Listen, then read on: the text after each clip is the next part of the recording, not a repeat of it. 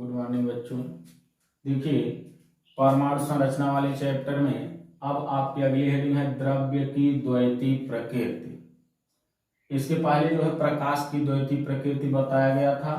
तो देखिए, द्रव्य की द्वैती प्रकृति डिवल नेचर ऑफ मैटर, यानी जिस प्रकार से प्रकाश के बारे में बताया गया था कि वह कण तथा तरंग दोनों की भांति व्यवहार करता है, उसी प्रकार से द्रव्य में जो सूक्ष्म कण हैं, चाहे वह इलेक्ट्रॉन, प्रोटॉन, न्यूट्रॉन हो, वो सब जो है क्या करते हैं कि गतिशील अवस्था में तरंग की भांति व्यवहार करते हैं।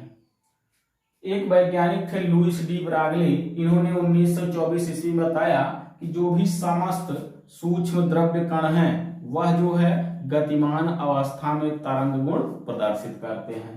देखिए, जैसे डी ब्रागली ने क्या किया, इन्होंने उसके कण के द्रव्यमान को, वेग को और उसके तरंग दैर्ध्य से एक जो है उसके संबंध को एक समीकरण के माध्यम से प्रस्तुत किया, जिसे डी ब्रागली समीकरण कहते हैं। देखिए क्या है कि सन 1924 ईस्वी में फ्रांसीसी भौतिक वैज्ञानिक, वो जो है फ्रांस के वैज्ञानिक थे। कौन से वैज्ञानिक? भौतिक वैज्ञानिक। नाम क्या था? लुईस डी ब्रागली ने बताया कि सूक्ष्म द्रव्य कण तरंग तथा कण दोनों की भांति व्यवहार करते हैं। इन्होंने इस पर अध्ययन किया और बताया जिस प्रकार से प्रकाश तरंग तथा कण दोनों की भांति व्यवहार करता है, उसी प्रकार से सूक्ष्म द्रव्य कण भी तरंग तथा कण दोनों की भांति व्यवहार करते हैं, जिसे द्रव्य की द्वैती प्रकृति कहते हैं। द्वैती मतलब डिवल, दो, द्वैती प्रकृति कहते हैं। अतः डी ब्रागली के अनुसार इन्होंने क्या बताया कि समस्त सूक्ष्म द्रव्य कण गति की अवस्था में तरंग प्रकृति दर्शाते हैं। डी ब्रागली ने v वेग से गतिमान स्मॉल m द्रव्यमान के द्रव्य कण के तरंग दैर्ध्य लैम्ब्डा से संबंध को निम्न समीकरण द्वारा स्थापित किया, जिसे डी ब्रागली समीकरण कहते हैं। इन्होंने क्या किया कि v वेग से गतिमान m द्रव्यमान के कण का तरंग दैर्ध्य लैम्ब्डा से संबंध स्थापित किया, लैम्ब्डा इक्वल टू h/mv बताया। इसको कर दिया गया समीकरण नंबर 1, जहां h प्लांक नियतांक है और mv क्या है? कण का संवेग है। और हम जानते हैं कि किसी भी कण के द्रव्यमान तथा वेग के गुणनफल को ही संवेग कहते हैं, तो mv जो है इसका संवेग है। पुनः समीकरण 1 से, समीकरण 1 देखिए यही है, तो ये हो गया लैम्ब्डा इक्वल टू h/mv और mv को बताया गया क्या है? संवेग है। और संवेग को हम p से व्यक्त करते हैं, अर्थात इसको हम लिख सकते हैं कि लैम्ब्डा इक्वल टू h/mv और mv के स्थान पर कर देंगे p/p, समीकरण नंबर 2।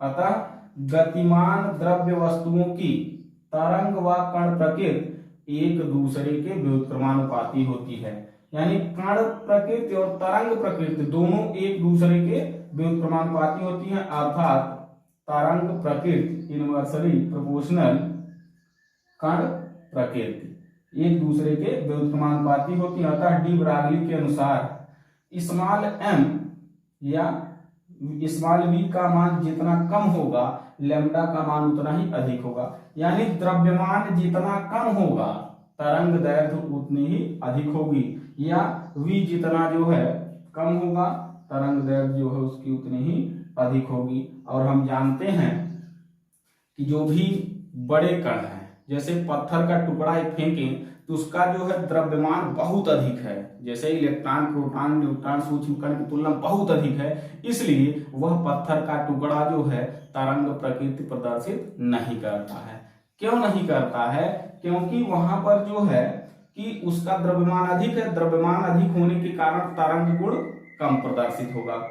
जैसे बताया गया कि यह तरंग प्रकृति और कण प्रकृति एक दूसरे के व्युत्क्रमानुपाती हैं, ये द्रव्यमान अधिक होगा तो तरंग प्रकृति प्रदर्शित बहुत ही कम करेगा अथवा नहीं करेगा। और अगर जो है इसका जो है द्रव्यमान कम है और जितना ही अधिक कम होगा उतना ही अधिक जो है ये क्या करेगा? तरंग गुण प्रदर्शित करेगा। इसीलिए सूक्ष्म कणों में ही यह गुण पाया जाता है। इसी प्रकार से देखेंगे कि उपर्युक्त समीकरण 2 से लैम्ब्डा इन प्रोपोर्शनल p, जैसे दूसरा समीकरण यही बताया गया था कि लैम्ब्डा इक्वल टू h/mv या h/p, तो यहाँ पर जो है बताया गया, क्योंकि h जो है स्थिरांक है, स्थिरांक का मतलब यह है, स्थिरांक को हटाएंगे तो यह जो है प्रोपोर्शनल में बदलेगा, तो ये होगा कि लैम्डा इन प्रोपोर्शनल p, यानी यह जो लैम्डा है इस p के संवेग के व्युत्क्रमानुपाती होता है। अतः गतिशील द्रव्य कण के द्रव्य तरंग की तरंग दैर्ध्य उसके संवेग के व्युत्क्रमानुपाती होता है, और इनके संचरण के लिए भी माध्यम की आवश्यकता होती है, बिना माध्यम के ये संचरित नहीं हो सकते हैं। अतः हम यह भी कह सकते हैं कि ये तरंगे जो है निर्वात में संचरित नहीं हो सकती हैं।